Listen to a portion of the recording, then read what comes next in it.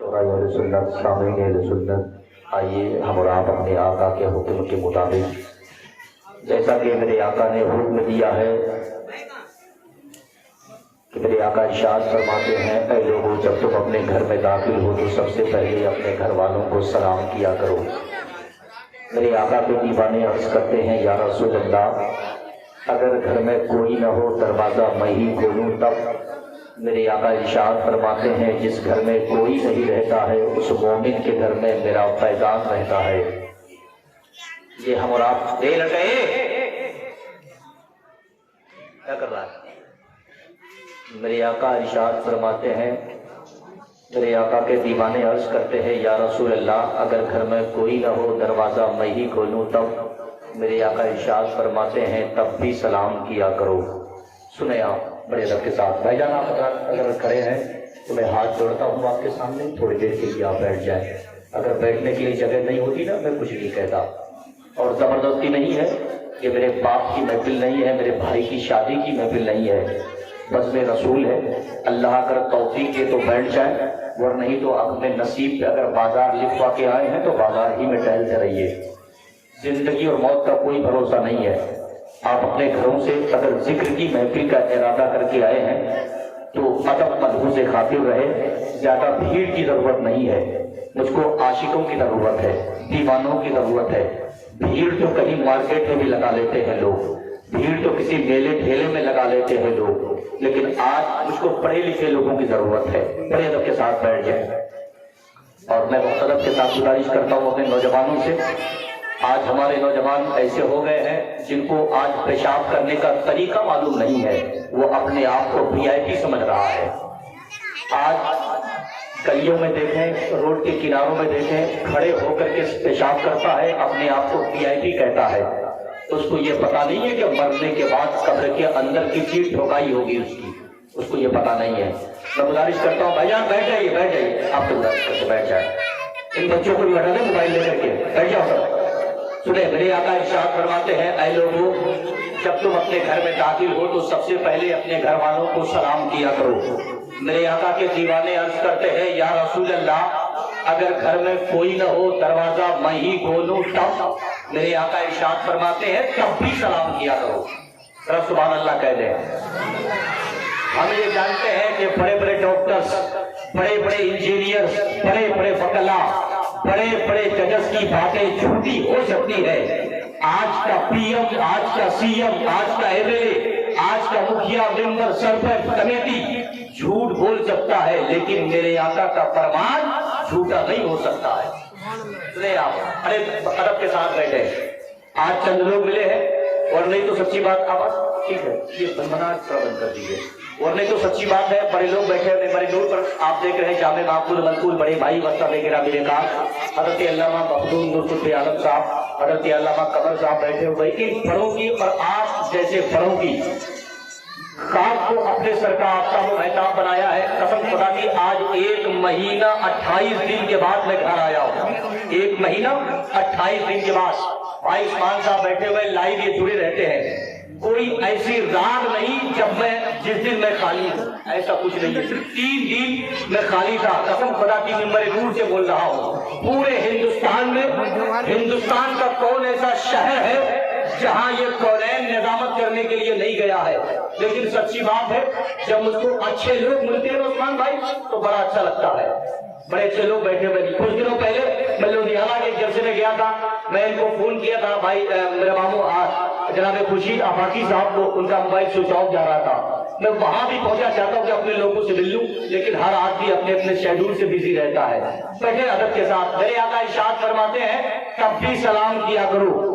عقیدہ دیکھیں آپ، میرے آقا کے دیوانے عرض کرتے، یا رسول اللہ، میں مان گیا کہ میرا گھر اور میرے گھر کا جو مین دروازہ ہے وہ تھوڑے سی دوری پر ہے، مثال کے طور پر سمجھانے کے لیے تھوڑی سی دوری پر ہے۔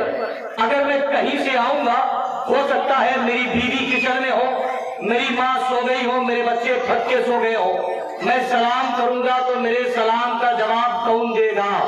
میرے آقا ارشاد فرماتے ہیں، اگر تم یہ کام عقیدت سمجھ کر کے، سنت سمجھ کر کے، میرا حکم سمجھ کر کے یہ کام کرتے رہو گے، ہو سکتا ہے تمہاری بیوی کچن میں ہو، تمہاری ماں بیڈ روم میں سو گئے ہو، تمہارے بچے بھی تھک کے سو گئے ہو، اگر تم دروازے پہ آ کے سلام کرو گے نا، اگر تمہارے سلام کا جواب دینے والا گھر میں کوئی نہیں رہے گا تو میں محمد تمہارے سلام کا جواب دے دیا کروں گا۔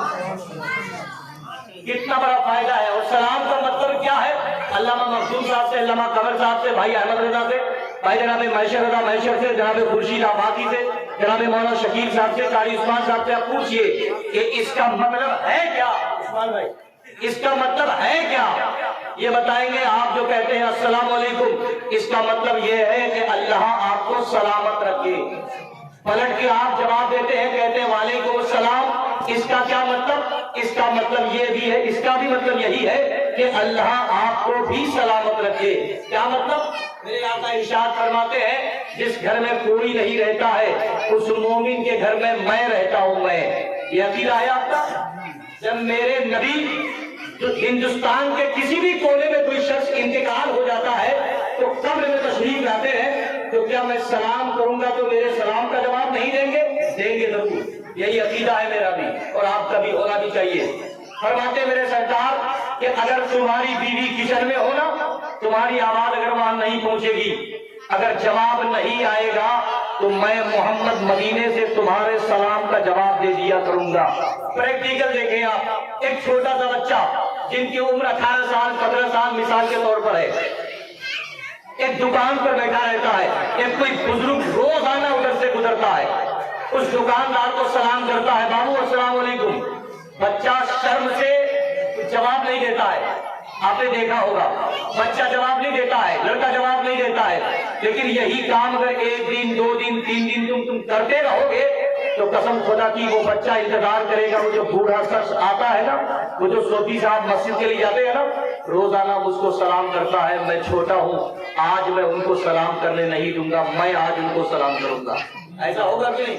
ہمارے گھر میں ہماری بیویاں ہیں، ہماری مائیں ہیں، بہنیں ہیں، قسم خدا کی آپ دیکھیں کہیں سے بھی آنے کے بعد اپنی بیوی کو اگر 1 دن سلام کریں گے نا، وہ شرم سے آپ کو جواب نہیں دے گی، دوسرے دن سلام کریں گے وہ جواب نہیں دے گی۔